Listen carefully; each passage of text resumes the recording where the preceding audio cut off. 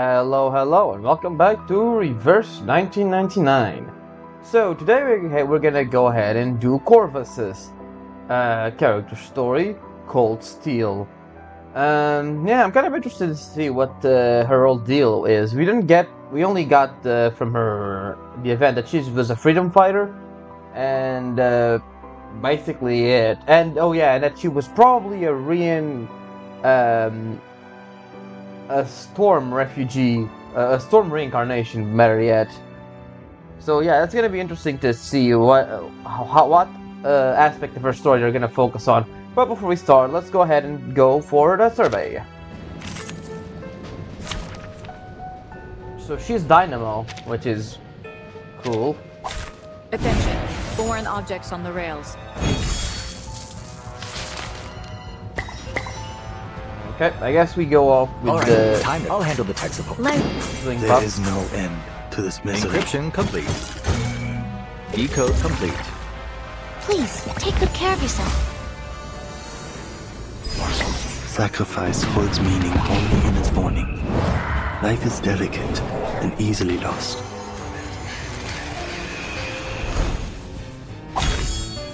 Okay.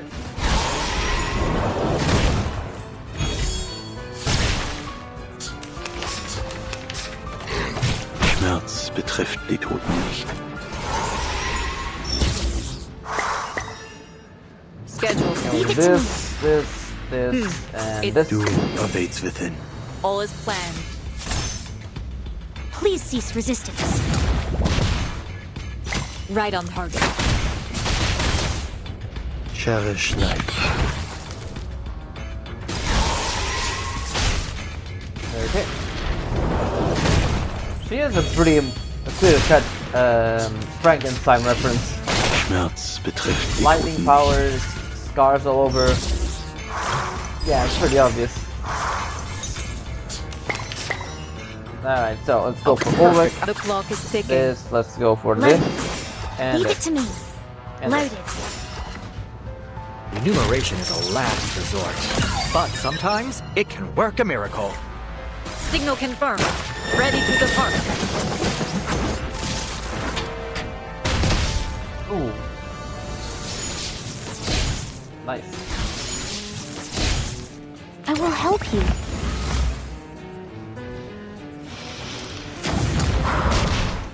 In a second. Alright, that's all we can do.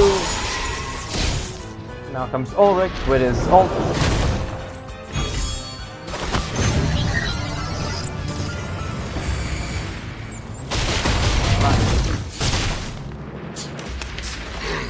That doesn't sound good.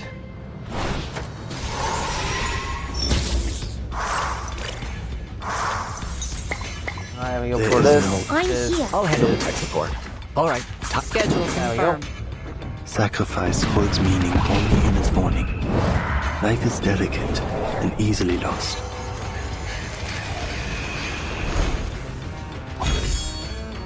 An amazing discovery.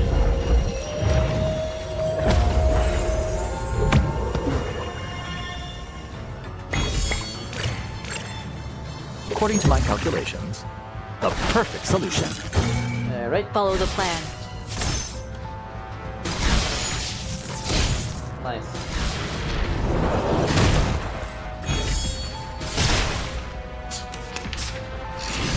Schmerz betrifft die Toten nicht. Alright, let's go for A Ulrich. perfect Buff algorithm. again. One that can Do go it For a for buff, the dead debuff, in and then go for this. It's things. Enumeration is a last resort, but sometimes it can work a Do miracle. not let yourself go now. Vergossenes Blut für nichts. All is planned. Okay. That's 2 hits. Here comes the guy.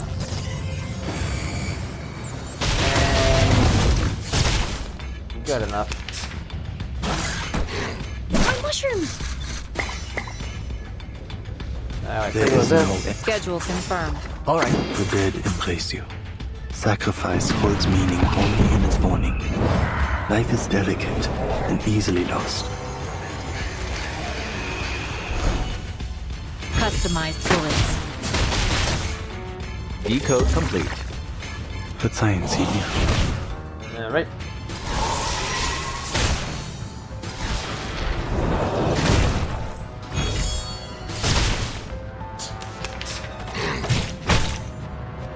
Alright, one more ultimate should be enough.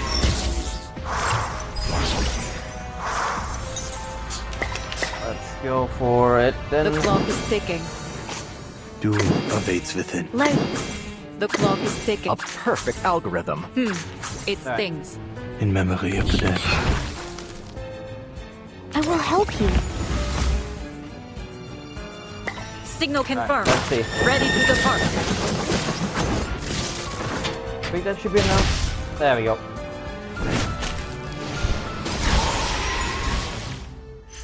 Another perfect combination of reason and passion. Alright. Now let's see what we got ourselves into. Amidst the flying sparks, the one fragment, Crimson, piece by piece, stitched back together again. Oh man, that is a awesome looking map. Look at that. Looks like something Da Vinci would draw. The outward thing, right? Let's see. Leaf on blood, stained water.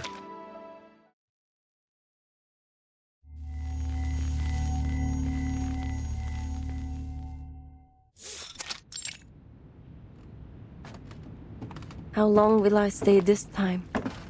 This looks like the how do we say it? The end at the end of the Assassin's Creed event, there was something like this. It looks like a background close to that. I guess this is young Corvus. The girl carries a basin of bloody water, following behind the woman.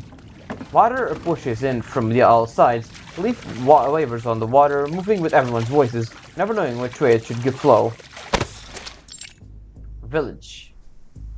Just like being shoved around by a crowd. She had nothing to do with me, just a stray.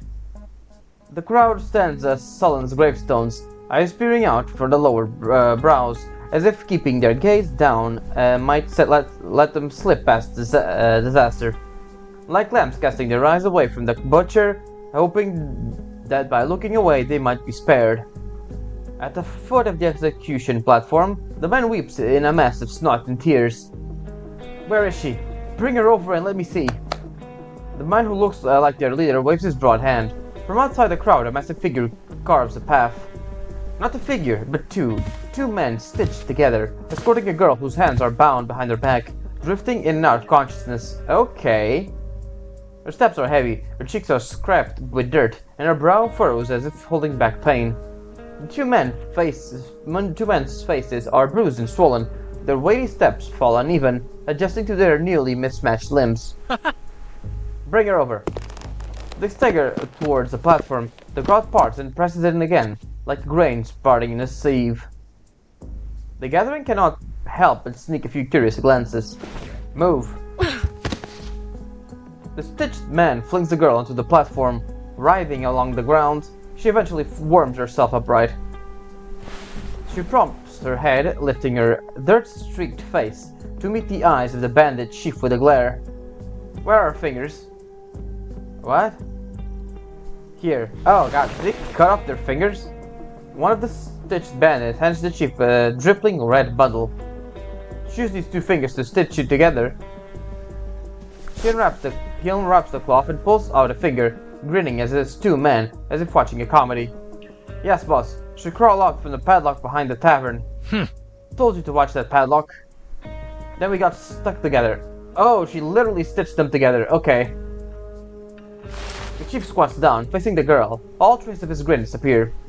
Separate them. The girl stares coldly at his face, silent. Huh? Is she mute? She turns towards the man cowering on the ground. No, she's not. She can talk, but I've got nothing to do with her. I don't know why she was in my tavern. The girl turns her head towards the terrified man. Her icy gaze only makes him more desperate. She's not got no parents. No one. Just another orphan straggler. So why did she protect you? The girl's nose twitches. That's because he scrambles His scrambled thoughts came out through blinking eyes. How should I know? I didn't ask her to. Oh man, the gun goes off. Gasps ripple across the crowd. The man collapses, please fall silent. Separate them or you'll next. Blood splatters onto the girl's eyes. She tucks her face into her shoulder, wiping the blood clean as she returns an icy glance at the chief. All I can do. I can cut them apart, but they'll be straight down the middle. Don't make jokes with me. I don't tell jokes. His hand tightens on the grip of the gun. The girl's life hangs on the sliver of metal. Another shot snaps the crowd stiff, but it's the chief who falls. Ambush! Ambush! At the word, the crowd scatters. The girl flattens to the ground, forcing herself over the bundle, where she promptly stuffs her torn fingers into her mouth. Yeah, the guy took her off her fingers. Bullets whistle overhead. She scrunches into a ball. The barrage drags her out unbelievably long, unbearably long. She clings to the ground like an old tree root. At last, boots crunch closer through the din. Well, oh, you have an actual sprite, and you're bandaged to all hell. Okay, well. So this is how she met the gorilla fighters, huh? The girl lifts her head, and now she sees a long-haired woman dressed in a gorilla uniform. She gives the bandaged chief lifeless body a solid smack with her boot, then turns her gaze towards the girl kneeling on the ground. You still alive? She crouches down, pulling the fingers from the girl's mouth with a look of concern, though her tone stays flippant. You can't eat that. Oh, come on, how did you get this hungry? You can't eat these. She turns towards her allies and shouts, Shepard, get over here, bring this girl something to eat. At that, another gorilla rushes over to untie the girl. Don't be silly. You know nothing. Huh? They're my fingers. The gorilla fighter glances at the fingers, then at the girl. She hesitates, then stuffs the fingers back into the girl's mouth. I've been all across Oreneosia, and I've never once seen anything like this. The victorious gorilla takes over the bandaged spot. Few of them sit around at the execution platform, watching the girl fiddle with her fingers. Shev.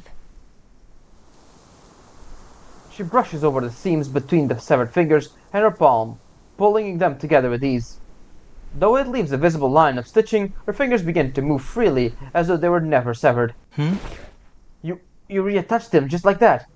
Okay, she is a Frankenstein reference, that's obvious, but she's not a corpse that's been attached together. Her arcane skill is just stitching, and she can do it with anything, I guess, or just human parts. The scrawny young youth named Shepard leans in with a wide-eyed shock, staring at her fingers as if it were a magic trick. Honestly, this would be a very good asset to gorilla fighters. Shepard, go on, fetch your weeds. Let's see which herbs can do that. The bearded man kicks Shepard, who clutches his sore side and shuffles to give him space. The small man tags along behind the bearded giant as he makes his way up to his boss. That trick's pretty impressive. Can you kill others too? The girl nods, then grabs a piece of hard bread beside her and wolfs it down. Slow down, slow down. I'm afraid you'll swallow those fingers of yours. Toller. Here. Go on, Toller. Fetch us a basin of water. The man's skull is barely visible beneath his brown beard, as thick as a lion's mane. He lives with his lackey.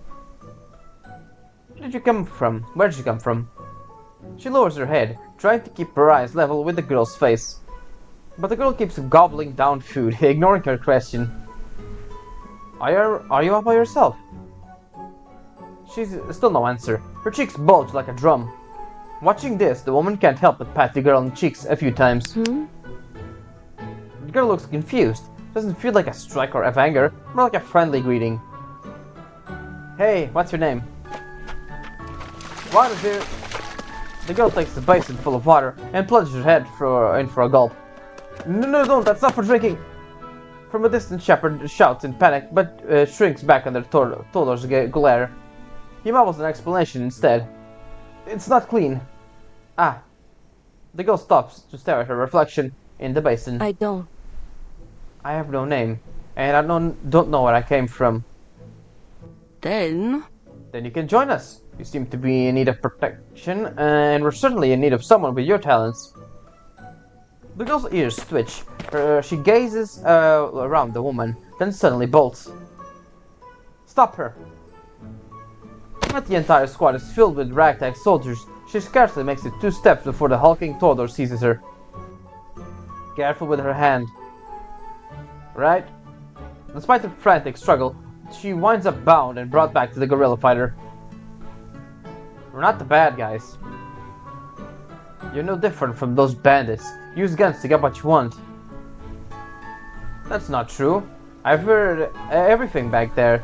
You're a stray, aren't you? Just another victim of this damned war. We're on the same side. Where are your people? The girl's face shows clear doubt. She can't even begin to understand the claim.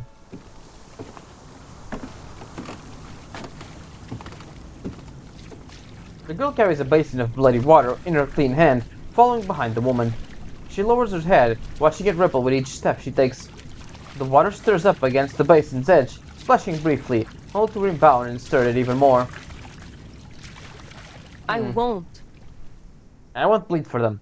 I protected that tavern keeper, and what did I get? I don't need you to fight for them. I only need you to keep us alive. Why? Just so you can rip apart this land piece by piece? Could it be? How are you any different from those bandits or their occupants or the occupation forces?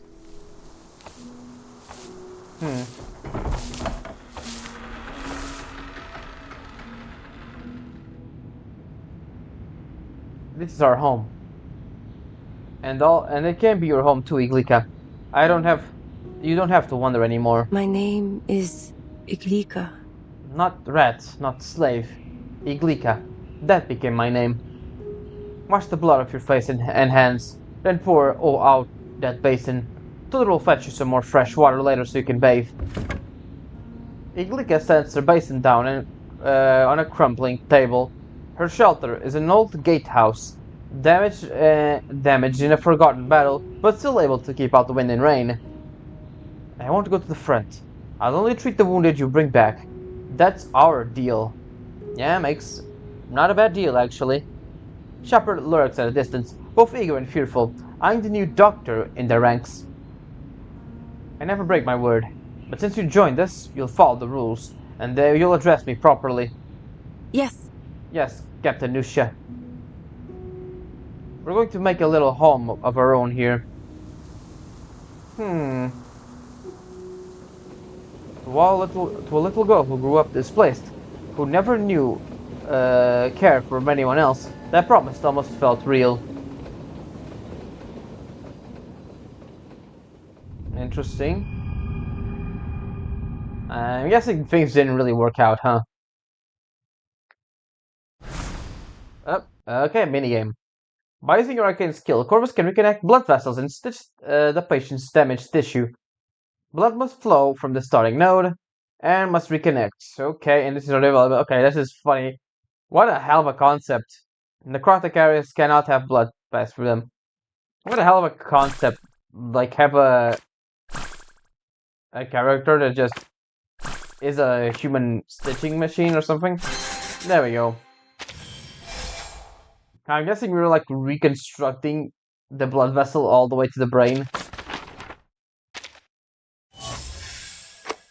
Alright, Chapter 2, The Sutures.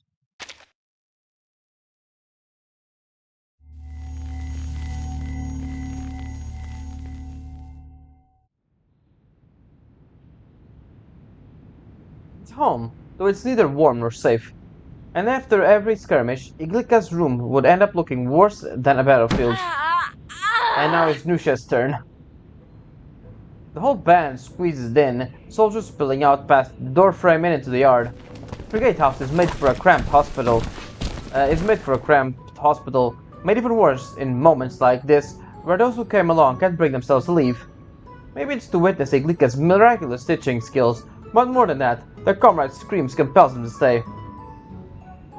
I'm not screaming, I'm sorry. Shut up. Now we got a full sprite of young Corvus. She already has stitching in her arms, and she has the same. This can't be part of the uniform, right? Of the guerrilla fighters. She doesn't have the face scar, which is probably means she's gonna get them in this part, huh? In this chapter or later along in life. Tudor's curly face twists with each scream. Step by step, he positions himself behind his lackey, Kirill, looking everywhere but at the scene. Even your beard is quivering. Shut up. When she fixes herself up, I didn't look like I hurt that much. Shepard, give me something. Coming. At his captain's call, Shepard fumbles out a vial of powder from his pocket and pours it into her mouth. Ah! The pain and powder causes her to hack up violently, yellow dust filling the room. Stop moving or the seam will be crooked. In the chaos, Iglika alone stays calm, cold even, like an icon carved from stone, untouched by feeling, untouched by the cries around her. She cradles her captain's severed arm, and stitches with precision. Yeah, that would hurt like a bitch, of course. Sparks flashes from Iglika's fingertips, and the arm pulls back into place. It's like electric stitches. A ring of stitch marks remains around the joint. Like, you're getting your arm sewn back in with electricity. That's gotta hurt like a lot. It's done.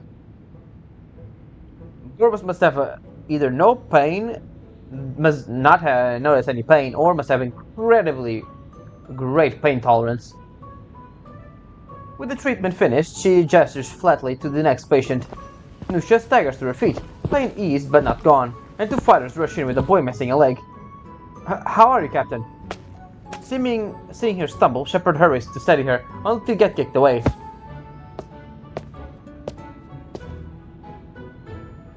Oh, you're supposed to pour it in the wound. My tongue's numb.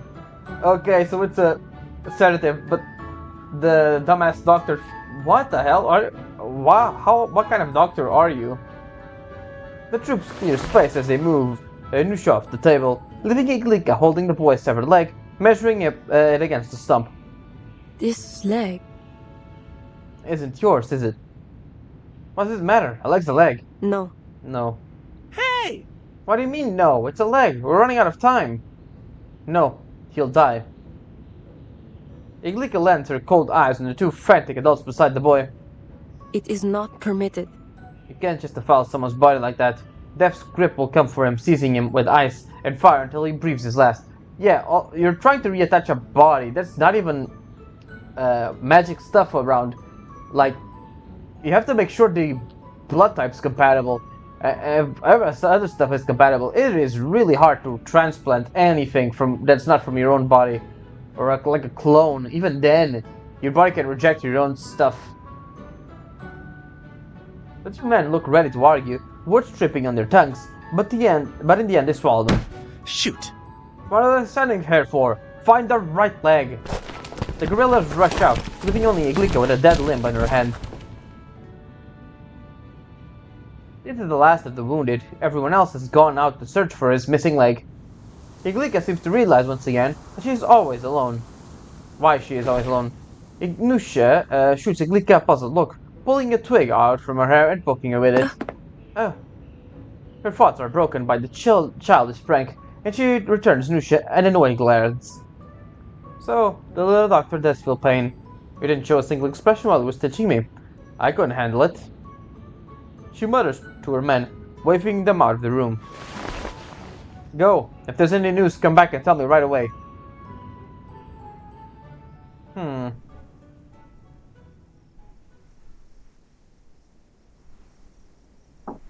Everyone on calm days, Iglika's gatehouse is never truly quiet.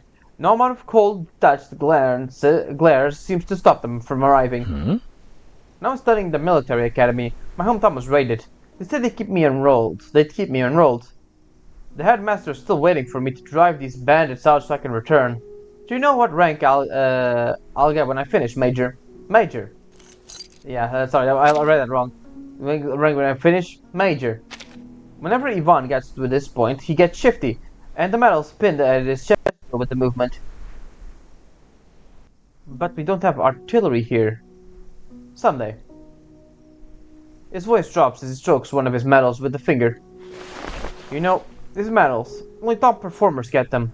This one's for best trainee in camp. This one's for class representative. So they're not exactly war medals, huh? I mean, they are, but not from active combat. On sunny days, Ivan always drops by to greet her. Then the conversation always circles back to the destroyed hometown. Have you ever been up to the northwest? Sometimes, but the visitors are far noisier. The best place in camp, ha! I'm telling you, you got quite the setup. My boss had his eyes on this spot first, you know. Then, Shall I give it back to you? She sits at the table, near the bed, like a sentry waiting to receive every visitor. Keep it. You already found a better one. I already found a better, yeah. He folds his arms, playing at authority, facing Iglika's room and examining every object in it. Hey Hydra, is that mirror you dragged back to the battlefield enough to admire your beard? Why are you poking around Iglika's room too? Gabriella's clear, teasing laugh makes Todor's face turn liver red, so Kirill rushes out the doorway. What are you saying? Don't talk nonsense. Go stitch up your uniform. The little firefly, Kirill, is always faster to react than his heavy set boots, boss. Todor's face flushes and he stuffs his big hands back under his arms, facing circles on the floor. But there isn't even a mirror in my room. Bam. Todor pulls a small mirror in front of his coat and slams it down in front of her. I knew it. My little sister could never be without a mirror, and neither should you. He stumbles over his words. Oh, he cares about her. She's about your age. Oh, I see why. Just use it. Come on, Kirill. Fine. The two leave just as noisily as they entered. His head looks like he's about to explode. Remembering Todor's flushed face, she thinks she ought to look at it himself. But the little mirror only reflects one of Ilika's eyes, never the whole Todor red, buffed face. if... It really does explode. No one expects me to stitch it back together. And that's what's gonna happen, isn't it? They're all gonna die, or something. Sometimes visitors came late at night, with Nusha always arriving in the glow of candlelight. No patience tonight. Aren't you bored? She slips inside, one hand clutching a wine bottle, the other carrying a roast lamb leg, with a wolfish grin on her lips. I've been busy. What, they can't fight without tearing arms off now? Iglika doesn't answer, only glancing at the pile of things stacked in the corner of her room. You've got stash here. Why don't you use some of it? What's the point letting it pile up? Her words are always matched with action. Before the sentence is even finished, she's already hauling the whole pile over to the table. Pile of what? I don't want to. Don't. I don't want them. Nusha freezes, lowering her face close to Iglika, matching her hard stare. She shifts back, keeping distance between them. Why? They gave these things to you. Why not use them? Nothing comes free. You call this free? She points at her body. Her palms, arms, and calves are all marked with Iglika stitching. Oh, okay, so it's not exactly free, you're getting paid in a way. I don't want to be involved in all of this. Because we fight bandits or the occupiers. I didn't think you'd care much about that. Nusha's teasing expression disappears from her face. Do you really believe anyone will be grateful? To throw your life away from the people who have nothing to do with you. To trade your own body so you can live in peace. Do you really think anyone will thank you for that? Iglika isn't avoiding Nusha anymore. Instead, she presses all her pent-up frustration into her words. Nusha sits down, planting both hands on the table between them. For a moment, she takes on something close to the real authority that she claims. What are you so angry about? Caught oh my god, that was horrible. Caught off guard by the question, Iglika falters. She recalls the eyes of the villagers, their limp bodies, yet the strength and anger they showed when driving off starving refugees. She remembers how they feared the guerrillas just as they feared the bandits. All these memories churn, and an aimless rage surges in her. We're not doing this for others. No, we're doing this for ourselves. Nusha lets the word sink in. To reclaim what we've lost, even if this war never ends, we still have to fight. Otherwise, we still have to keep losing until there's nothing left. Among those you've protected, how many will agree with your actions? And what have you actually gained from all this struggle? Or would the people you've protected agree? Don't try to recruit me. Don't try to rope me in with you. I don't believe in this fight, and I don't believe in allies either. You're just a bunch of valiant people thrown together by temporary interests. Call yourselves liberators, conquerors, or murderers. I don't care. Damn, she's really different from the composed, intimidating conductress we know from the story. The night ends on a bitter note. Let me spell it out for you. Those gorillas treat you well because, one way or another, this war has taken away their own children. You are a living reminder of why we fight. And look at these marks. Nusha rolls up her sleeve, revealing the stitches Igliki left behind. These stitches run deep. Whether you like it or not, you've always bound yourself up with us. You've already bound yourself up to us. Iglika stares at the winding scars across her captain's arm, a phantom itch prickling her fingertips. A bond. The only thing holding us together in this room and the meals we share. Nothing more. Not everyone is as naive as you, and I'm long past the age of believing in fairy tales.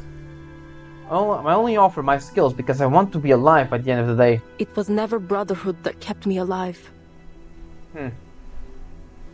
Iglika looks up again, realizing just how close she has gotten to her.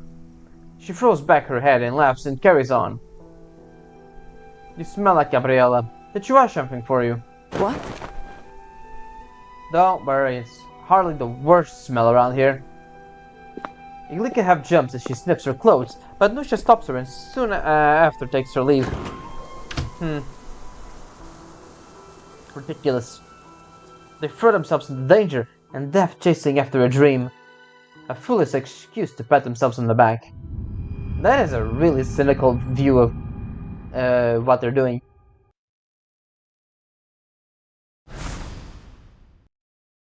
Existing blood vessel sections cannot be moved. Okay. Really it's interesting.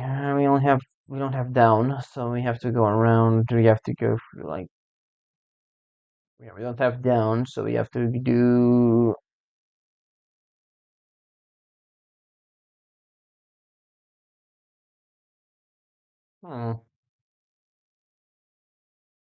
okay, how do we do this then? We go this one over here. We go forward, down, forward, down, and then we can't go down because this one's stuck right. This can't change right now. I can't. We can't go down either because there's no down. Let's go for this. Okay, I see. There we go. I do wonder what's gonna happen to make her have such fond memories of the gorillas with the other vampire dude later on. Let's take a look. Christmas Eve.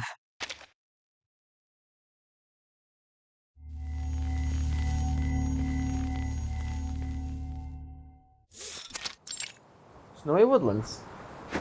The winter blows cold and quickly.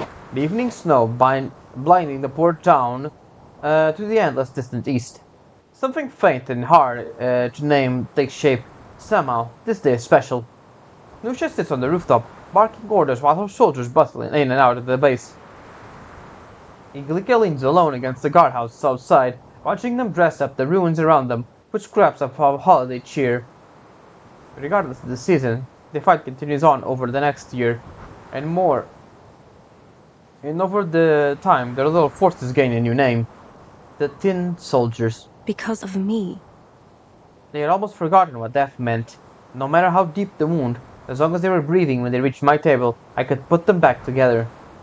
My stitches spread over them until they each looked like patched tin soldiers, an invincible army like something out of a myth. Back then, I only focused on the torn flesh in front of me.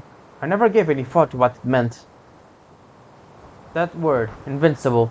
Turns out someone took it as a challenge, and someone actually died. Try this, apologize, Iglika. It's gonna be Gabriella, I think. Amidst the screams of people going in and out, a gorilla steps out, holding a red belt. Yeah, it's definitely gonna be Gabriella. She still seems the one who is closest to Iglika. She gently wraps it around Iglika's waist, studying her carefully. You should wear more red, Iglika. It suits you. A bit of white embroidery would look even better. She unties it with a smile and steps away. Now they're here celebrating Christmas Eve like drunken fools.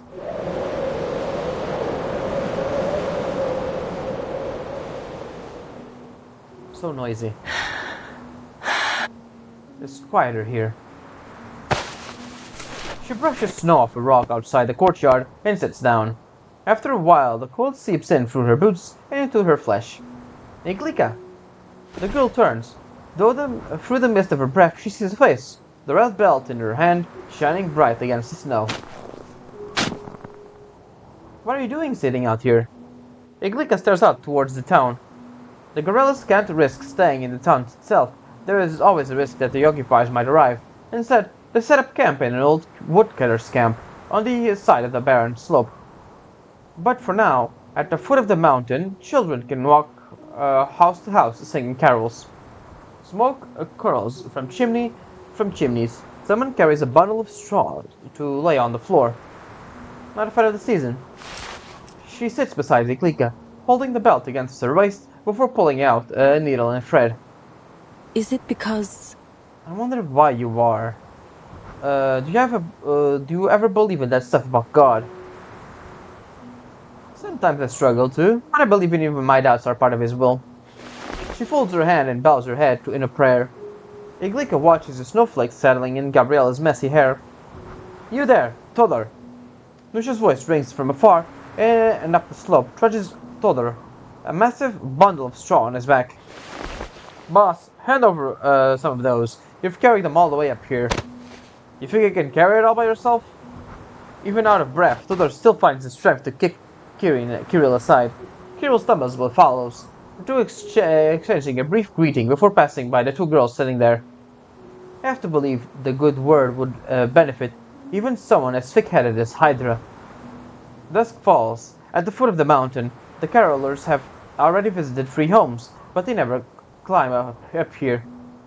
Behind them, Nusha's voice keeps rising out as she directs the squad.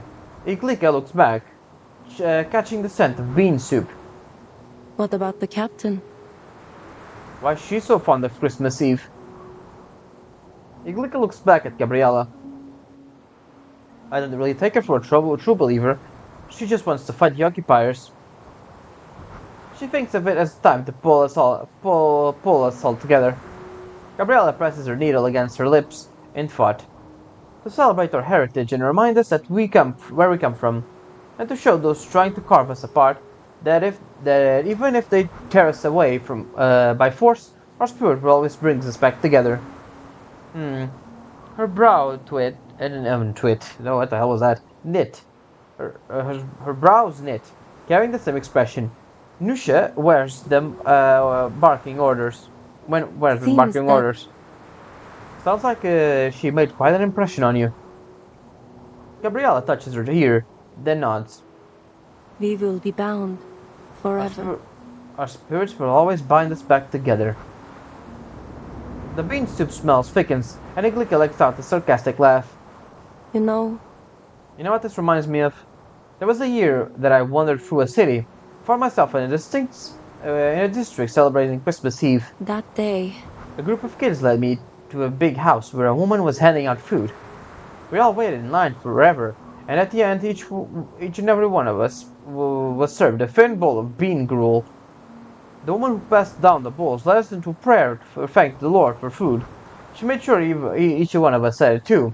Only then we were allowed to eat. I sat there, mouthing the words as she went on and on.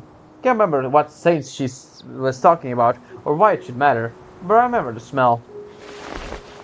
A pair of cold, reddened hands pat Iglika's knees. What is it? Iglika's gaze follows the hand, up until she meets Gabriella's eyes. That doesn't sound like the best memory, but I know you have. But now you have something new to think about when you smell those beans again. Maybe that's what Nusha was talking about. Huh? My sister. Gabriella's face is cold, but Iglika can't tell whose feels colder. Wait there for me, alright? The belt's almost done. The thread has run out, the needle dangling from the red cloth as her body shifts. I'll be right back. Huh. She runs back, leaving Iglika only.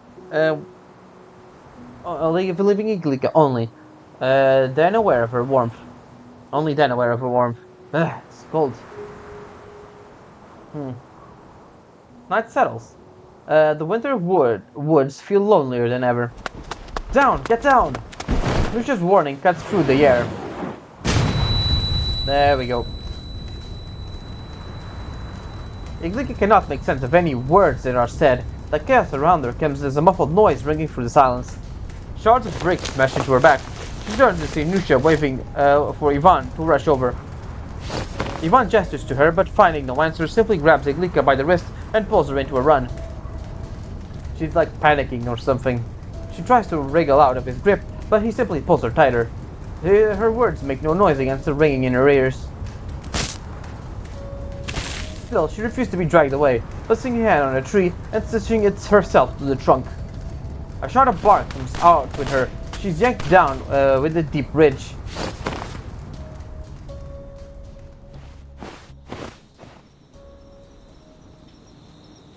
The night is silent, but the scene is unholy. The village is lit only by the dying flickers of flame.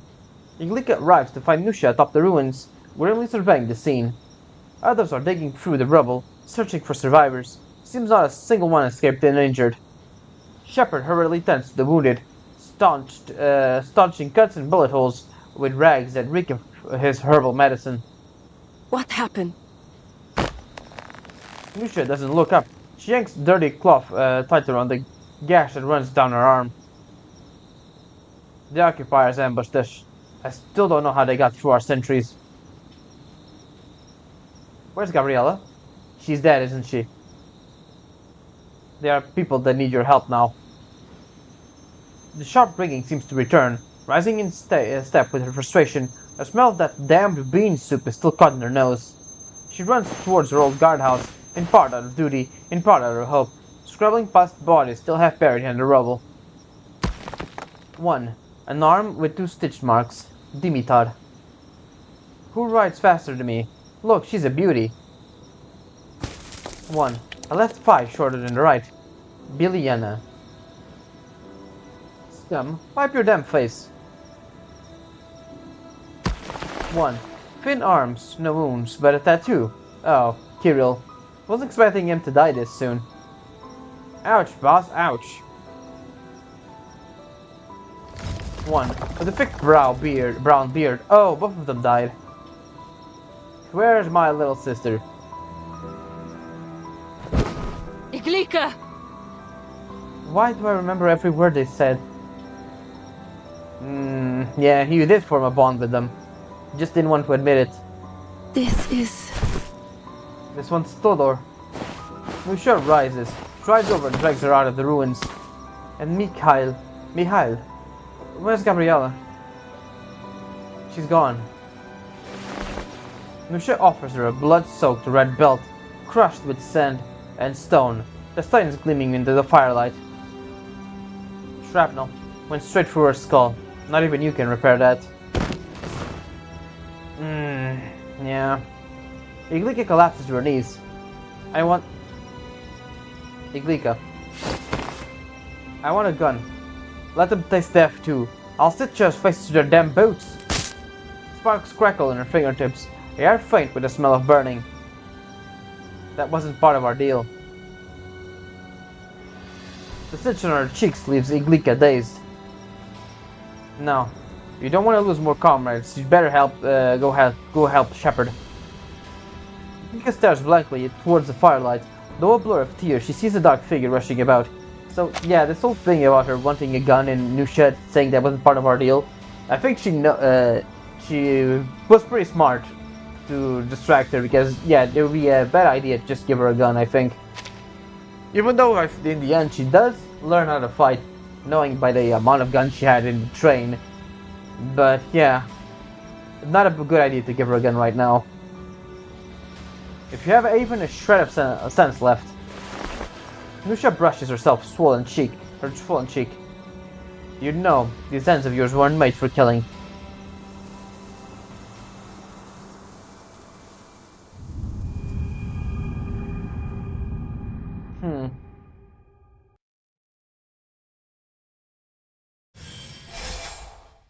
Alright.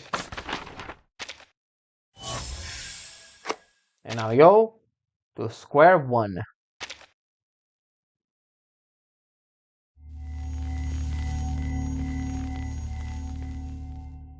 I kind of wonder, square one for what, though. She was right.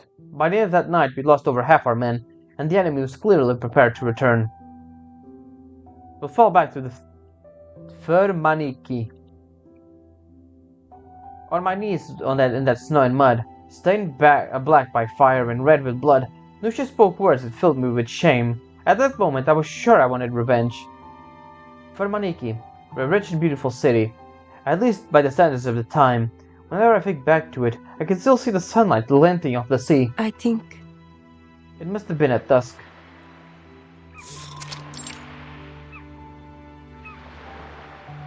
Now I know. It really is dusk. Iglika perched on a rock, on the roof beam, staring out towards the glittering sea. The winter sun leaves the water, languid and tranquil, almost like it was made of ice. She pulls her belt from her pocket. It was a travesty of bloodstain and dirt, but she can't force herself to wash it. Gabriella. I remember you said you didn't want you. I remember you said you'd like to visit once we've won the war, but you didn't win, did you, Gabriella? It was December 30th, by the Julian calendar, when Nusha brought the remainder of her troops into the city. Nusha disappeared. She said she was going to report to headquarters, though the notion that they had been a part of any formal army confused her. She was left alone in the back streets, watching countless and familiar faces patch below her perch. Iglika! Iglika! I thought for a while that she must have run away, but 2 days later I heard her voice again. Nusha looks rougher than she had before, but nonetheless energetic as she rushes towards her. She was like some wild woman clutching a fat rabbit. Only her catch seemed to be a stack of rolled up documents. We're not beaten yet. The words barely leave her lips before she begins to stumble and collapse. While she rested in the hospital, I was asked to begin recruitment. Rather than... She directed me to a station, though it soon became clear it was far from anything I expected. I began to understand that this organization was more secretive than I knew. She found herself in a church surrounded by young men and women no older than her. Some are younger, none of them look ready. Solemn oaths are sworn, and their choosing begins. You and you. The chosen march proudly behind him, mimicking the older soldier's steely and grim expression. He leads them to a corner of the underground chamber, a spot where they can look out for over the others. With a strange and dark sense of hostility. Another steps up. Her demeanor entirely different, though no less joyless as she begins her selection. Arcanists step forward. Several of the young recruits obey. She quizzes each about their arcane skills, then takes her pick of them. The other commanders whispered and then, one by one, claim more recruits. The numbers dwindle. Those left to be chosen stand awkwardly in the dwindling space. In the silence, two of the elders presiding over the recruitment trade glances. One myself to Iglika. Which unit do you represent? Nusha.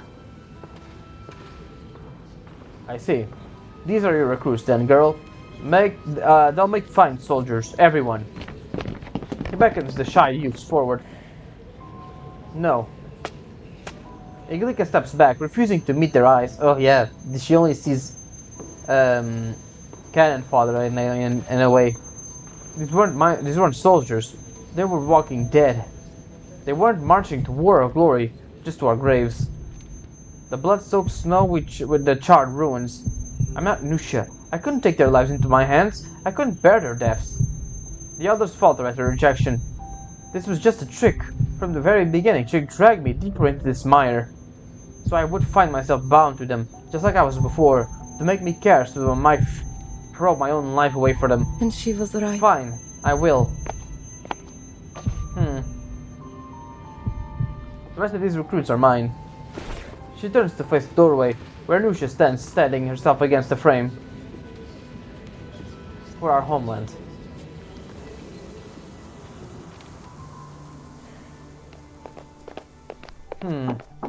Permission to enter. Come in.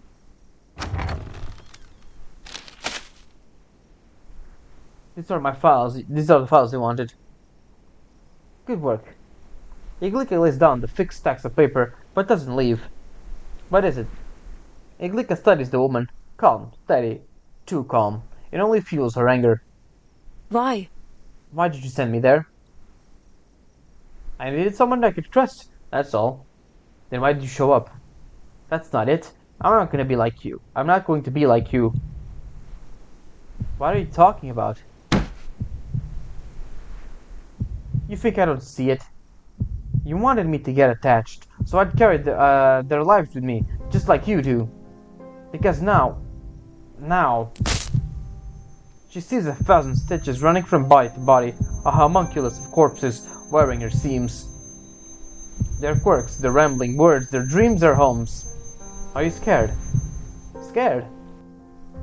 Iglika lets out a scornful snort, then frowns at her own anger. What is it you're resisting? If I took any lesson from her, it was cutting straight to the point. Will I have to stitch myself together before you are satisfied? She takes a step back, avoiding her captain's sharp glare. I am afraid. Is that enough? I don't want to start over. I don't want to lose everything again. I thought I would be able to feel warm on a Christmas in the morning again. Each body we found, each one shaped sapped some warmth from me. Sapped some more from me that I think I might never find again. And now we're just doing it all again? With kids. Stupid kids that think war's a game. They have no idea what's waiting for them. Iglika draws a deep breath and looks up at Nusha. It feels as though she's begging for their lives before an angry god. Are you willing to watch them die? Yeah, I think she is. For a moment a flicker of pity passes through Nusha's eyes, but it sinks back into the dark of her brow. They choose to join us, and there's no one else willing to fight. I won't watch them die. Iglika rises abruptly. Blame me if you like, but you want this too, Iglika. You told me that you wanted to do your part. You choose to remember them, to avenge them. Iglika finds herself at a loss for words. She slides down against the table leg until she's seated on the floor. Her pocket bulges with that red belt, dropping with her against the floor, the ground. You will keep remembering them, and soon you'll remember more. You'll leave your mark on your bodies and keep them fighting. Tell me, do you really want to leave, or did you come looking for an excuse you needed to stay? Iglika buries her head in her arms, tears dripping into dust. Tears drip into the dust. I'm just afraid because I want to train with the recruits. I won't bleed for them. I protect the tavern keeper. What did I get? Yeah, I think she always had a bit of a protective streak. A bit. That's why she protected the tavern keeper. And that's why she's kind of protecting the stewardess. I forgot her name right now. And Dravuska right now in the train. I put others' lives before my own. I want revenge. I must protect them. Then you will.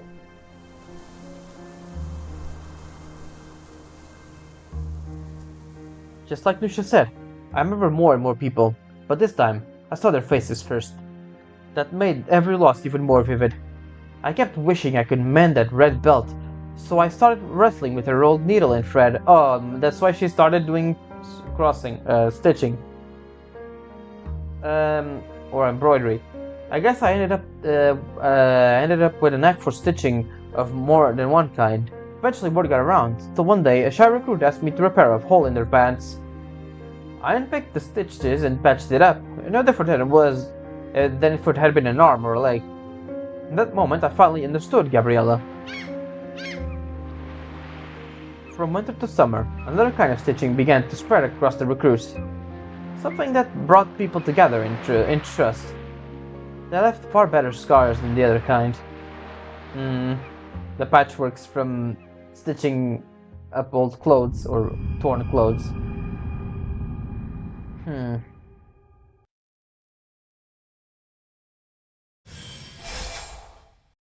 see, 5, 6, 7, 8. So it's 8 parts, like usual. 1, 2, 3, 4, 5. And then it's okay, it's 4 more, and then it's an extra stage from what I'm seeing here. Return to the battlefield.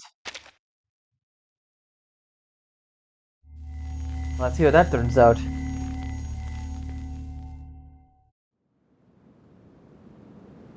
Though through long days of training and scattered skirmishes, I began to accept that I had lost and what I would lose.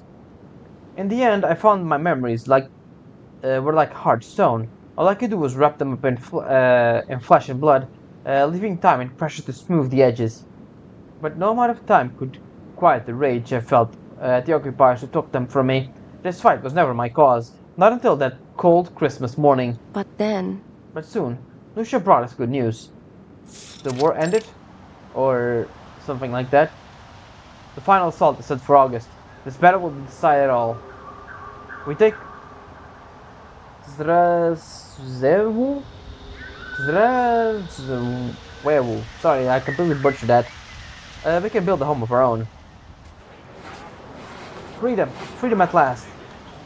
Their young voices rose in unison, as if the cheers alone could rebuild their war-torn nation.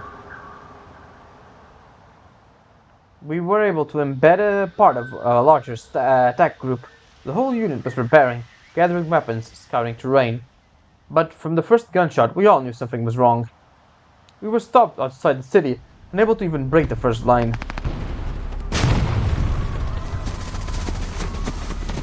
Take cover! We need those trenches reinforced. Where the hell is the third company? No contact. Amid the roaring bombardment, the only way to exchange information is to scream at full volume. And the other companies? Second and fifth are cut off and under fire. Sixth told us they were too busy to babysit humans. Oh, for fuck's sakes. Shit. Now of all the goddamn times they want to bring up human and arcane survive. Iglika stands beside the captain, bewildered and shocked. She had limited contact with the other commanders. They're all coming in heavy from the west, Captain. Machine gunners.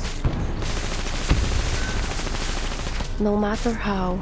We somehow forgot in all those years of fighting, that why we had kept ourselves satisfied with ambushes and minor skirmishes.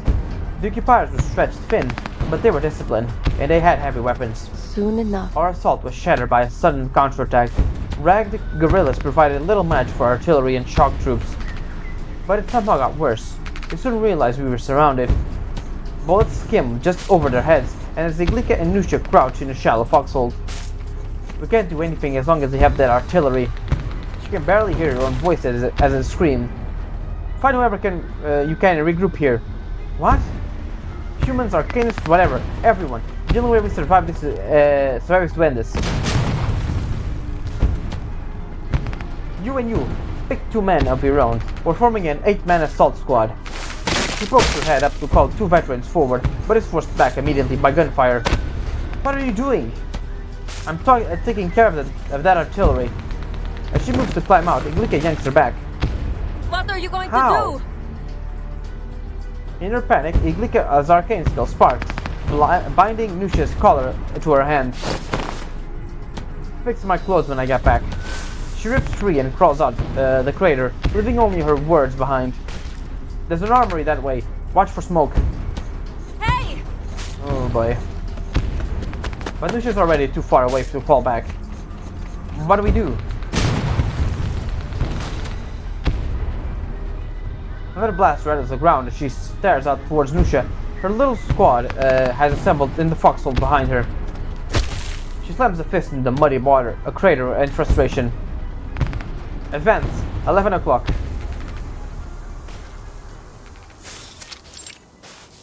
Did Nusha survive? I wonder. They crawl hundreds of meters beneath the storm of bullets, reaching the walls of the derelict slum. Halt. She signals to stop. From the second floor of a ruin, a frenzy of shooting erupts. What is it? We need to get up there.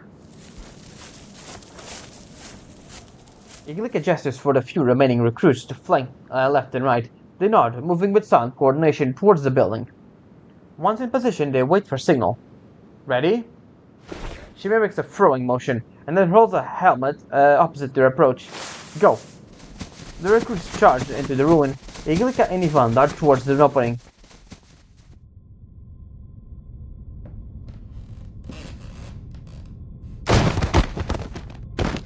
Oh, that's Shamane's house. That's a fun way to utilize a background. That's Shamane's house. I'll take you all with me. Shepard, you! On the second floor, the recruits pin down a thin man who refuses to drop his rifle. At Iglika's voice, his strength gives out, and they all collapse in a heap. Iglika! Iglika! They're dead. Beneath the pile, a muffled sob seeps out. The recruits scramble up, revealing Shepard sprawled out on the floor in tears. Around him lie empty rifles scattered across the ground. My herbs, they couldn't stop the bleeding. They're dead. Like you said, it'd be better to feed them to the sheep. Where are the others? They went south of the city. Come on, we'll bring them back. Iglika reaches out and pulls Shepard to his feet. Point the way. You can see her getting her Just confidence like back. that. So I did what I could, rounding up our scattered comrades. Not many were crazy enough to join us, but by the time I reached the city limits, we were nearly at full strength. Shh. Following the searching lights, Iglika finds a blind spot. In the distance, the waning battle groans with sporadic gunfire and constant shelling. When will the captain signal? Ivan crawls out in front of the rear, the searchlight sweeping across the brim of his cap. Surely she hasn't. Shut up! Iglika yanks Shepard's head back down. What's next? Iglika glances at Ivan and the other small band of unfamiliar faces behind him. Their faces blur in the shadows, but Iglika can feel they are waiting for her command. She is the one who gathered them here, one by one, and once folded into a group, humans instinctively followed our leader. And now she has already begun mapping out the battlefield in her head. We need a squad to take that gun emplacement. She points toward the wall above. Ivan, it's been a while since you handled a cannon, hasn't it? Artilleryman Ivan nods, understanding her plan. Gunfire rattles above them, freezing them in place. Blind fire, that's all. She calls the others, and finishes assigning the assault squad. Iglika slinks back towards the opening of the forest and peers at the defense inside. You're with me. Once you're in, hold the corridor. The rest, follow. No shooting. They're doing a stealth mission here. Makes sense, that's more of a guerrilla type instead of a direct assault. They were kind of dumb for trying to do a direct assault. Maybe too blinded by a victory. Iglika threads a line from her fingers through a crack in the window, binding the latch. Oh, she can lockpick with that too? With a faint sound, the window swings open. Proceed. Move. The squad slips inside. Inside the city, it's the Foundation bunkers. They slowly take out a few careless sentries. But just as they move to seize the infantry gun upstairs, the iron gate creaks open. Officer stepped through. It seemed terrifying. Meet terrifying strangers. Their smiles vanish. 2 shots ring out at once. Panicked young gorilla fires and dies on the occupier's pistol. Fire! Go loud. The silence inside had lulled them. They had forgotten the danger they were in. The sudden burst of gunfire jolts Iglika. Upstairs! And that's the Green Lake. Lighthouse. Dodging shots, they cut down the guards and gunners by the artillery, pulling off pursuers drawn by the noise. But on the terrace, Iglika sees it, the barrel of a cannon on a distant tower, turning their way. Something explodes in the distance. The explosion comes one after another, too large and too frequent for an artillery barrage. It can only mean one thing. Quick, Ivan! Ignoring the quakes and the looming cannon, Ivan lunges for the tower's own artillery. He adjusts the barrel like he's rehearsed 1,000 times, sees the enemy's hesitation, and fires first. Cover Nice. him! She orders her squad to help Ivan take the terrace and lay down suppressing fire, letting him unleash a volley after volley. Seeing the enemy's fortifications in flames, the Liberation Front rallies and renews their assault. Soon, they storm into the city. But Iglika doesn't rush to join them. She turns back towards the blast site. Comrade, Have you seen Captain Nusha? She moves against the flow, towards the explosion, shouting at every fighter surging into the city. None stops to answer. Comrades, have you seen Nusha? She should be here. Chaotic footsteps stamp smoldering fires into ashes, and streams of victorious rebels leap over rubble to reach the city center. Comrade, she trips. A foul, scorched stench hits her nose. She sees what she's felled over and gags. A charred corpse. No trace of humanity left. She scrambles up, meaning to ask someone else. Comrade. Iglika's voice dies. The fighter she hailed hurries on. She saw her, right? She's dead, isn't she? Nusha. Trembling, she steps back to the corpse, staring at disbelief at the unrecognizable remains. All blackened limbs severed. She fights against the thought that it could be her. Oh, she's gonna see the stitches, isn't she? That's how she's gonna recognize the body. but How can I even know this body? Is it? She collapses to the ground. But these breaks in the body, they're all... stop moving or the seam will be crooked. She was ripped at the seams, damn. No. No. She shuffles backwards into the ground, horror in her face. Her palm brushes something familiar. It's Nusha's collar, still stitched to her hand. Nusha. She recoils, resisting. Nusha!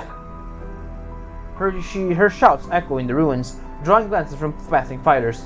Nusha. Her strength gives out, then it falls into a whisper. I brought them all back, one by one, everyone. She hopes somehow that she can hear her. Your mission's over. You did it. Mine's done too. Why? Iglika. Ivan follows her into the ruins, stepping carefully over the scorched ground. Who is it? His voice shakes. He knows Iglika wouldn't kneel before just any corpse. On the ground, she trembles, staring up at him, unable to speak a single word. If it were the captain, what would she say? She's... Oh, come on. How did you get this hungry? You can't eat these. She's... a name, a voice, a smile. Did you ever picture it would end like this? In her mind, she laughs and grips Iglika's hand, but Sir urges her not to linger and to keep moving. Iglika bows her head low, covering her mouth, and forces herself to speak words she imagined Nusha would say. She gave herself to this revolution. Iglika's nails dig hard into her cheek. Let her rest. Yeah. I figured she would have to die eventually. Well, chapter 6. Together we stand, huh?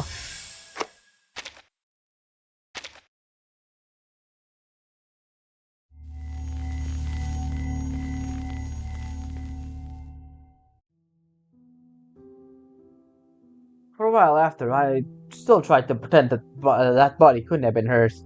It wasn't grief, not really. It was because without her, it felt like nothing could be really change. And in the end, I was right. The flags were swamped for a little while, but all meant nothing. We've only... We held the city for all of 6 days. The counterattack began the next morning, fierce, unrelenting. The occupiers had pulled up every reserve from across the domain. The so-called provisional government didn't even get to hold a vote. They were too busy fighting for their lives. Captain, the occupiers have broken through the south side. Retreat! There's no sense wasting our lives here. Retreat! The only thing we've got out of that city was Ivan's artillery gun.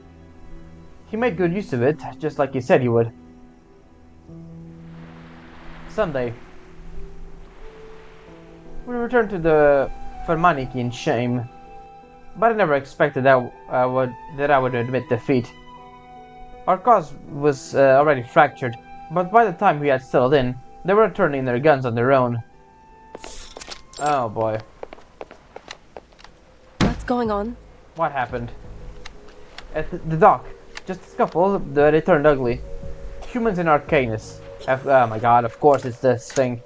Have kept an uneasy coalition up until now. After the failure of that one, the hatred only deepened, each blaming the other for their losses. I mean, it wasn't the humans who were saying they didn't want to babysit the Arcanists, but honestly, it could have just been the other way around any other day. The Arcanists were blamed for failing to heed orders and making reckless and costly assaults, while the humans were mocked and as weak and cowardly. Failures in communication on both sides did little to help. 1 dead, 5 wounded, including civilians. 3 Arcanists have been sentenced to death. The rumor is... Shepard lowers his voice. Put it simply. Keep it simple. They won't accept it. They're rebelling. Rebelling the rebellion. What a hell of a cause. 3, 2, 1, fire. That goes the firing squad. It's starting. By the time she reaches the yard, one of the prisoners has already crumbled before the firing squad. Stop! People ring the courtyard walls. At her shouts, they turn as one, like starving wolves, fixing her with hungry eyes, as if she's the outlet for their rage. This isn't just. This is what we're fighting for. The executioners glance at her, then turn back to the soldiers, signaling them to continue. Carefully, Glika. You're an Arcanist too. You're just looking for a scapegoat. Hold! Wait. No one knows who fired, but those, or whose sins the bullet carried. The prisoner on the scaffolding was untouched, but blood pours out the executioner's forehead. We're under attack. The squad swings their barrels, and the yard erupts into chaos. Figures rise from the walls. There wasn't a one-sided revolt. Both sides had prepared. What a mess. Dodging stray bullets, Iglika and Shepard retreat beneath the scaffolding. Those must be Boyan's and Vesna's men.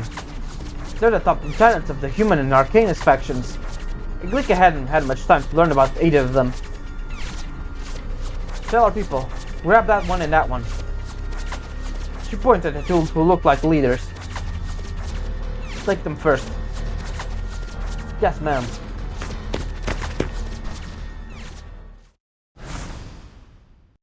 Two bridge points have appeared inside the wound. When blood enters the bridge point, it exits from the other. Okay, so you gotta go over here, meaning you have to go through here, right? So yeah, 1, 2, then I'll put here so I can go over here and go down over here. We don't have a down again. For some reason we don't have a down.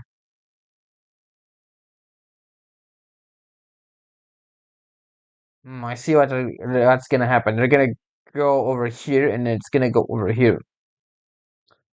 Okay, so let's just do this then. Okay, we don't have it down. What the hell do you want me to do then?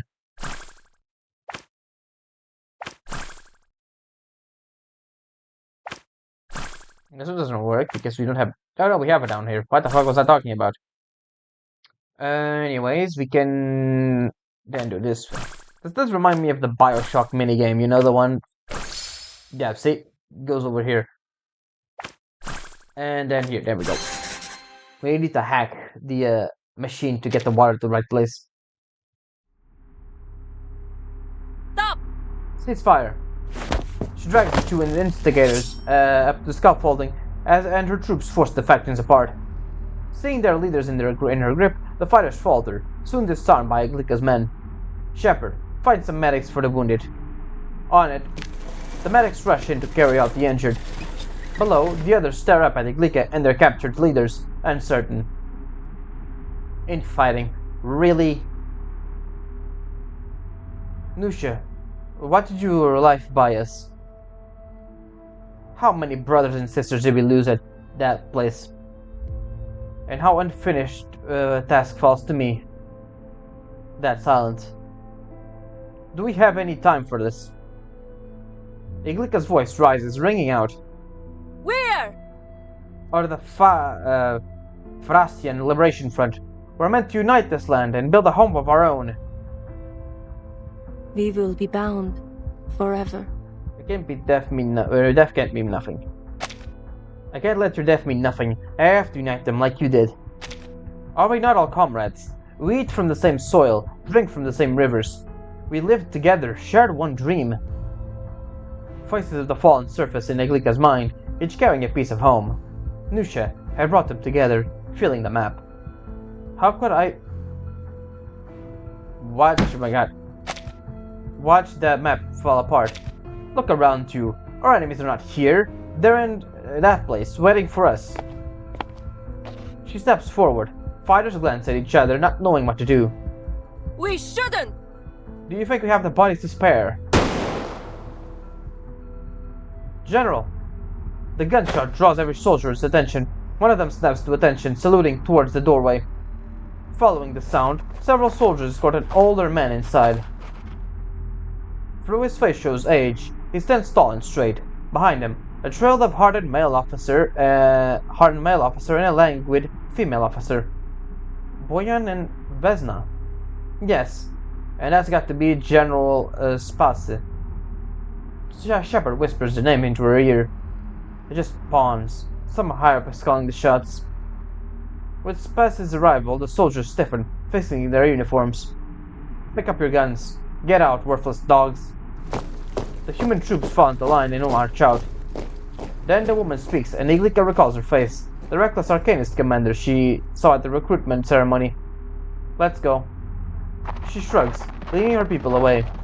The two minor captains exit with their men, and the tall old man approaches. Guys. You did well just now. You're the girl Nusha brought in, aren't you? His face is kind, his tone unassuming. Were it not for the way he stands, he seemed no different from any old man on the street. She fell in Shrezewo. She lifts her hand, still stitched with a scrap of cloth. The grip on her gun is frayed and loose. General Spas clasps her hand, patting it back gently. She was a good child. The words strike Iglika as strange. Yeah, what do you mean, strange child? Thank you, child. I do believe that verdict was biased, but I never expected things to spiral like this. Our loss at that place has hit us harder than we knew. He sighs. We might have lost even more to this madness if it weren't for you. You did well. I doubt I was the first of us to hear about this. The old man studies her with a smile. Careful, or that sharp edge of yours will cut deeper than you expect. What about them? She points to the two prisoners cowering by the wall. Don't worry, child. We'll investigate the matter thoroughly. When the time comes, rewards and punishment will be meted out, but not now. Her doubtful gaze meets his, only to soften by his strange kindness. We've already lost too many. and too much is left undone. Too many want the reason for their comrades' death. In their haste, they reach out for whatever is near. Our ranks are in shambles, and we need someone like you, someone who can unite them again. He smiled with satisfaction. You mean... And she got promoted, huh? He gave me command of a force 3 times the size of our old unit. Then, just like that, I was off to Oreynosian border. Never learned the final verdict. I was already mired in skirmishes and battle plans. Rumors from the city were few and far between. So they gave you a unit to shut up, basically.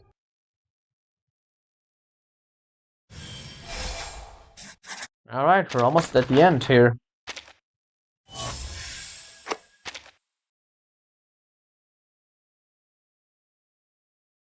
It's interesting. All this took oops, sorry, that's not what I wanted. These all are scratched out now. Huh. Alright, let's go to part 7 then. That decision is made.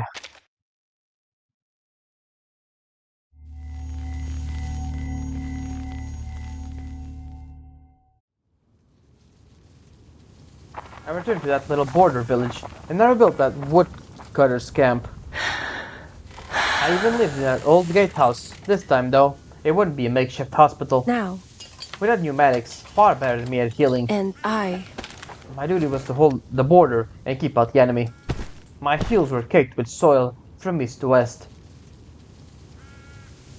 She returned to this place, huh? The evening sun slants through the doorway. Iglika's guard, leading in the frame, dozes off. Inside, Iglika's embroidering a cloth already crowded with patterns. Then, a noise shatters the quiet. Oh, come on. What else is gonna happen? What now? The guard rolls awake, straightens his back, and steps aside. Shadows stretch long in the sunset as a group of marches, hauling a bound young man to her door. Captain. The little gatehouse can't hold them all. 2 soldiers drag the prisoner inside. The rest crowd the doorway, peering in. what happened? What's the issue?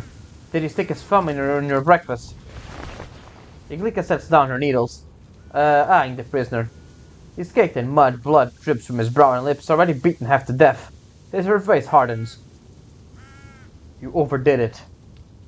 Listen. He's a vampire. Oh, this is where we met him. At the words vampire, the crowd presses closer, eyes widening. Is he? It's dangerous. Got him drinking cow's blood in the barn. She shifts her eyes down to the kneeling youth. Raise your head. Yeah, there he is. Oh? The blunt admission leads to her crouch down to meet his eyes. You. The young man hides his face, so Iglika turns to his uniform, searching for that special embroidered mark. It is the mark Iglika stitched into every gorilla, a symbol of their home and their purpose. A grassland, up north. She racks up her memory. There. She flips through the campaign log, page after page, until she finds a note of their brief encounter. You're the one we found. Join us as soon as you woke up, right? Yes, ma'am.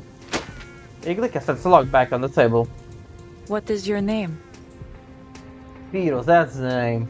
You know, Do you know what we do with vampires? He nods. Yet you confess. The man says nothing more. The doorway is jammed with gawkers. The story twists as it spreads, drawing more onlookers. Hey! Back to your duties, I'll handle this. She rises, scolding the fighters, pressing their heads inside. Out! Go! Or I'll stitch you all together. But Captain, he... Without either concern or hunger for see the vampire end, the soldiers linger. After a pause, he too is driven off. Alone at last, Iglika unties the ropes. Let's talk. He lifts his head, dried cow's blood still staining his teeth. Sit. He eyes the stool as she points to, but though he rises to his feet, he doesn't move. Why? Why bother joining us? I didn't have any special reason. Even without the war, I don't have any home to return to. None that would take me. Moving with the gorillas, hiding a while longer is the best I can do. He rubs the scab at his lip, fingering the reeking of dirt and straw. Have you killed anyone? Pyros shakes his head. Oh? Now that will change in the future, believe me. How'd you handle your need for blood? Cows, sheep, it's enough to get by. Sometimes I drink from dying enemies, the kind beyond saving, with or without blood. But the dying have a rotten taste, hardly better than cattle. And what do you plan to do now? At the question, Pyros freezes. Me? Do I have a choice? If I don't kill you, what will you do? Run? I would keep running until I find a new hole to hide in. No thought of living peacefully alongside us. Ha! He can't help but laugh. Just because I've fallen so low, don't think that my kind are soft. We are predators, and you are our prey. How could we ever ever be peace between us? Is it truly not possible? So you're saying it's impossible? She holds out an expression at once firm and sincere. Peter looks at her and remembers the sting of the sun that day. If I had said I killed people, would you still think this way? Iglika frowns. I mean, you're in the gorillas. You did kill people, just not drink their blood. If you're broken the law, then the law should judge you. But I won't condemn you for just what you are. There aren't many that think like you. He folds one arm over the other, as if the ropes were still there. But the vampire's body bears no marks from the ropes, or even the wounds he bore when he first entered.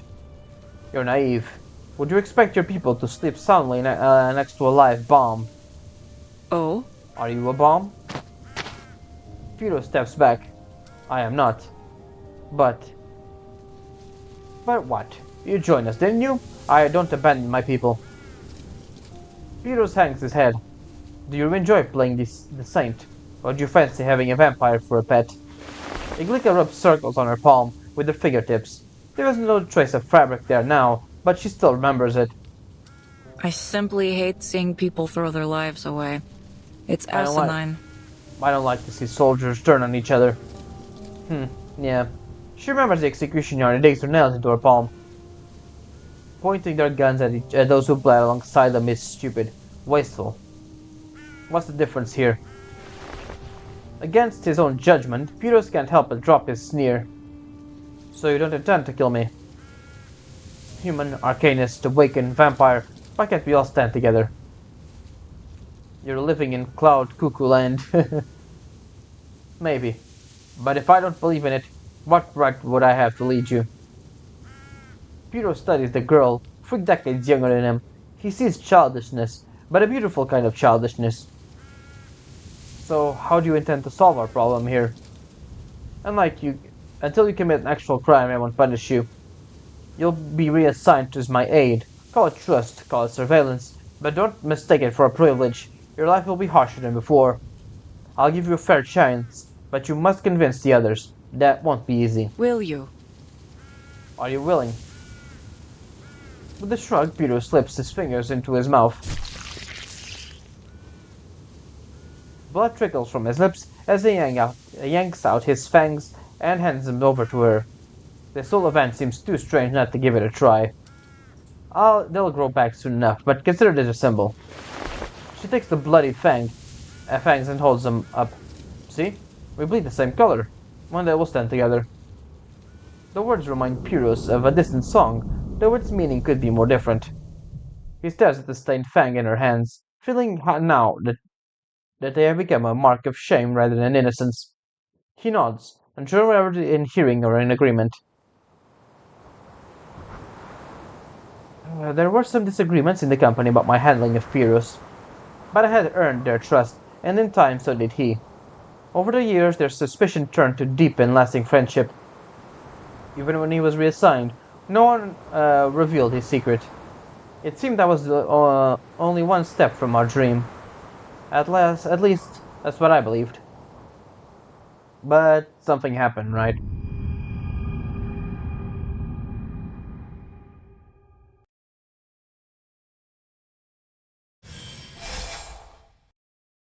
And finally, a new dawn.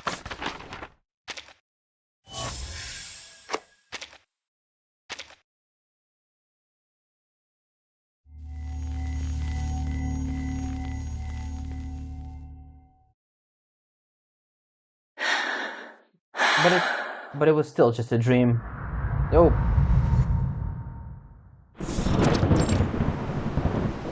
Office. Okay. What? Peace talks. So we're just giving up.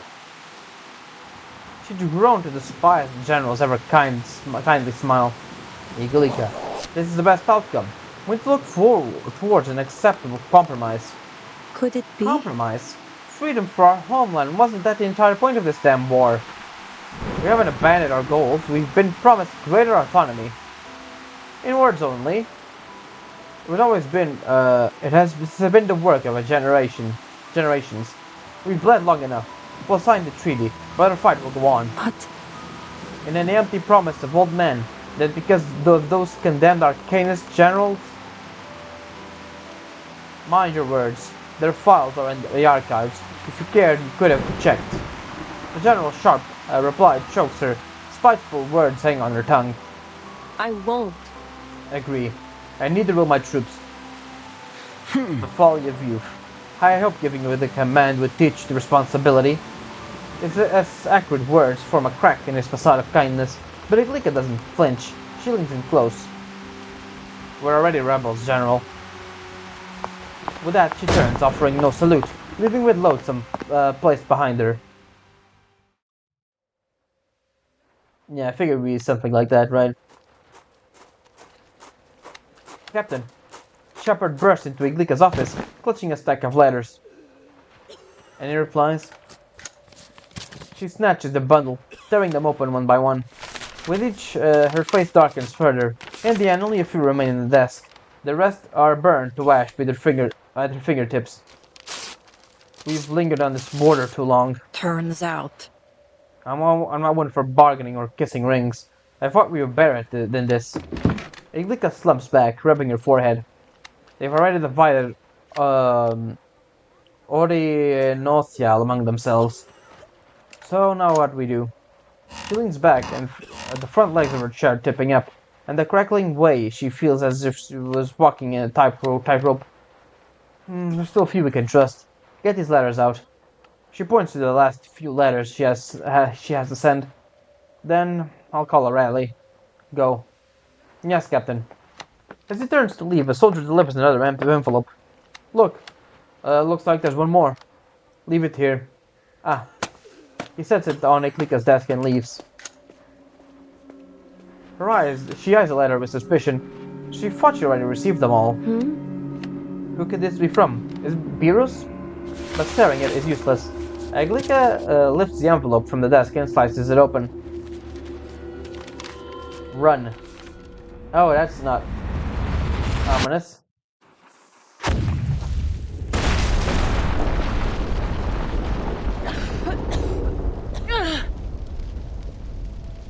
Flames roar in her ears. Her body feels nothing but numbness. No. She tries to lift herself up, only to realize one of her arms is not there. Smoltenyak! Oh man, she really isn't. Goddamn. Through searing pain, she crawls through the fire, finds her severed limb, and stitches it back on. God damn, girl, you are crazy. Naive. In methods and in ideals, you are far too naive. She wipes blood from her face. That's how she got the scar, huh? Feeling torn fresh under her fingers. Let's just wait for the image to pan out. There we go. So, okay. Either someone sent her the letter with a bomb so she could fake her own death, or something else. Or it was just an ambush from the general.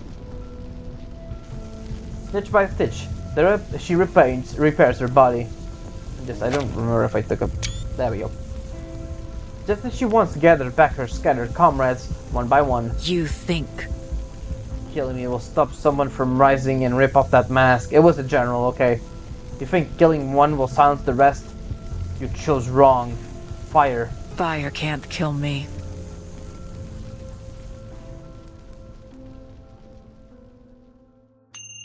Three years later. Okay, is she gonna get her revenge on the captain? On the general, I mean. Oh no, we're in the Danube Dawn.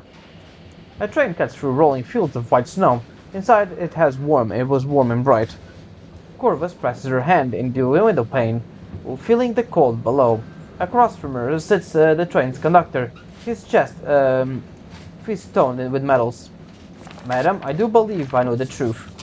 You survived that blast, living in hiding under a pseudonym, Corvus.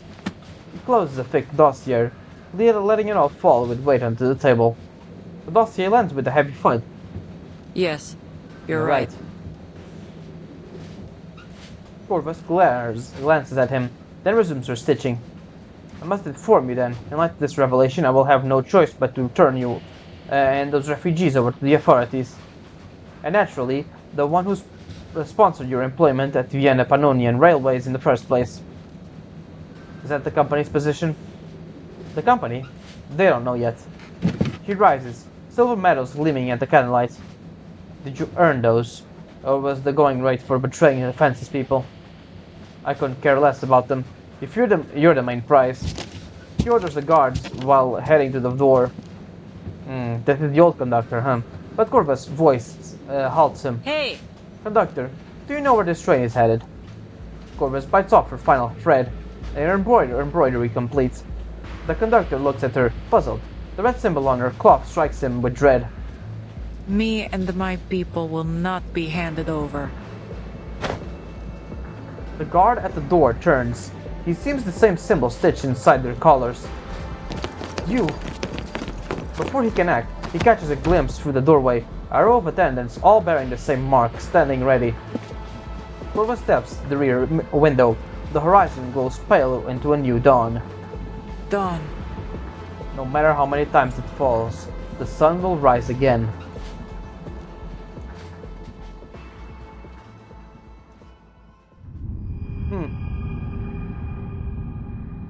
So she took the train in a way. Two terminal nodes have appeared inside the wound. We must reconnect them both. Okay. Let me see. No, let's put over here first. Let me see. I think we should go for something like, where is it? We have a down. We have it down. Okay, so let's put this one here. Let's put this one over here so we can get to that place. No. There we go. We put this one here. Then this one we put down.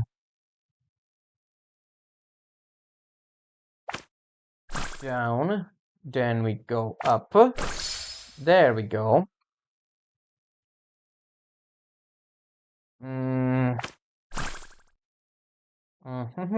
Wait. We don't need these ones. We need this one though. And this one, so that's one. This one just goes up and then left. There we go.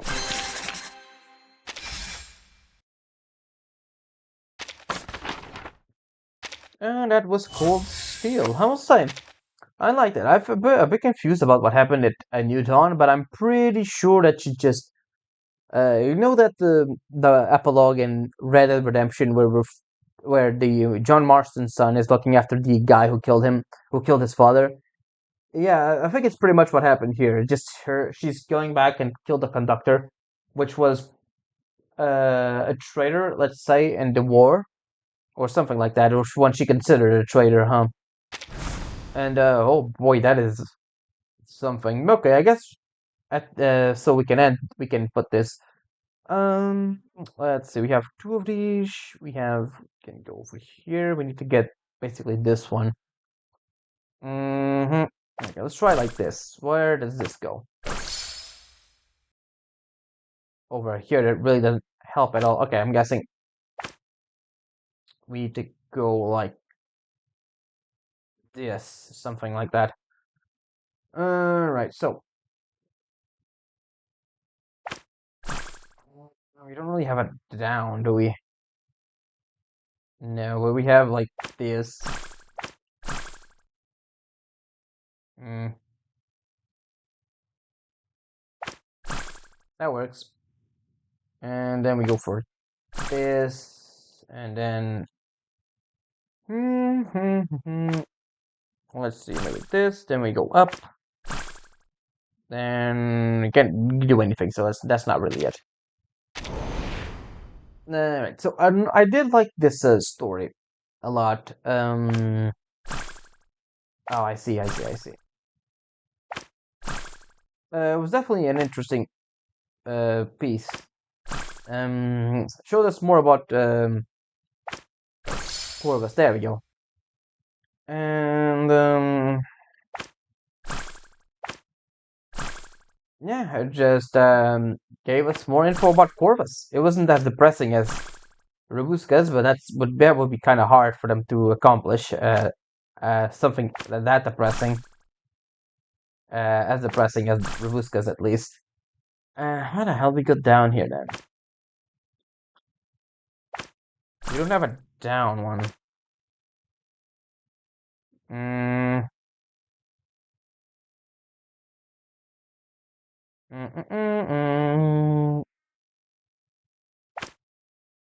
So like, then we need it down, like this one, right? Can we make a substitute, or no? We can't really. Like it stays here, right?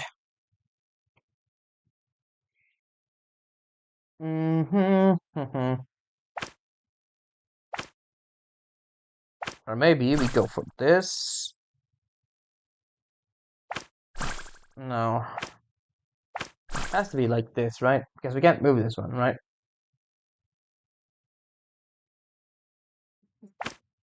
Then this has to be the one, right? Then we go.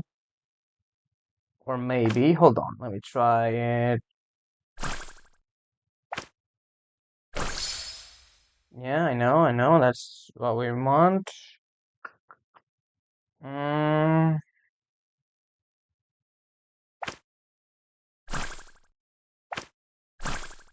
Hmm. We need this one though. Or this one.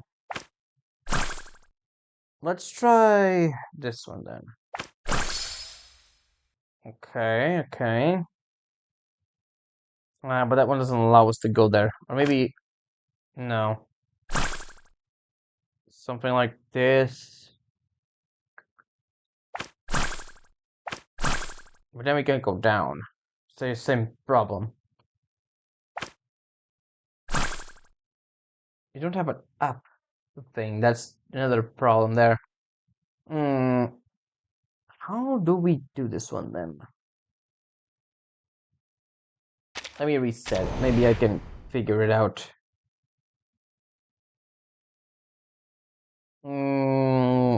Okay, so let's try it. Connecting this again. We need to get over here, right? So that's what we need.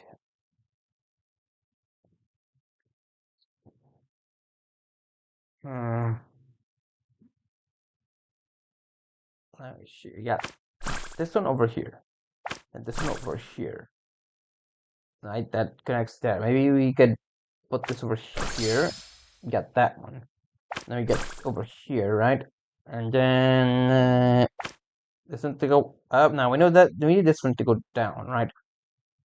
We go forward, and we go for this, so we can go up and down.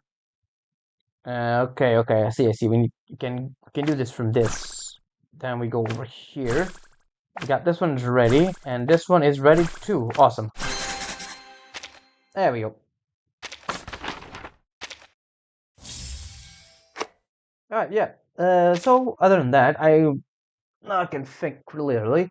I did like it. It was nothing all that brag, but um, it was basically an origin story, right? Really, um, and expanded a little bit on her powers with the stitching thing, and yeah, it was really shocking as the way the Nusha died. It was just, oof, boy.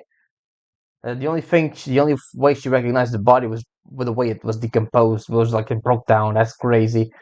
But yeah, it was really good. It was fun. Not fun. That was a wrong word to use. It was interesting, I guess.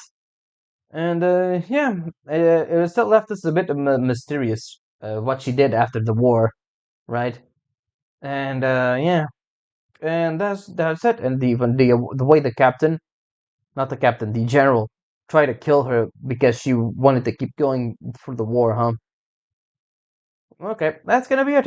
And then I already did the last evening on Earth on my own before we even started this let's play, I guess. I pass And my yeah, life in many ways. I'm not gonna go ahead and Commitments, prayer, meditation, I'm not doing the or perhaps I'm not gonna summon Corvus because I want the character is gonna show up in the next patch. So yeah, that's something that I'm gonna look out for. And yeah, I might. Let me see. How many more do we need? 4 more, so we don't have enough. I might show this thing when it comes out. It's gonna be a really short video, but I might show that because it has to have an animation. It did with the last one. Anyway, that's gonna be it from me. If I don't have anything after this, then this is if I don't show the war room after it's complete, then this is probably gonna be the last video for this patch. So I hope you enjoyed watching it. It was a very depressing patch. At least it had a little bit of hope right at the end, but still pretty depressing. That's gonna be it for me. I hope you enjoyed, and I will see you next time for more Reverse 1999. Ciao.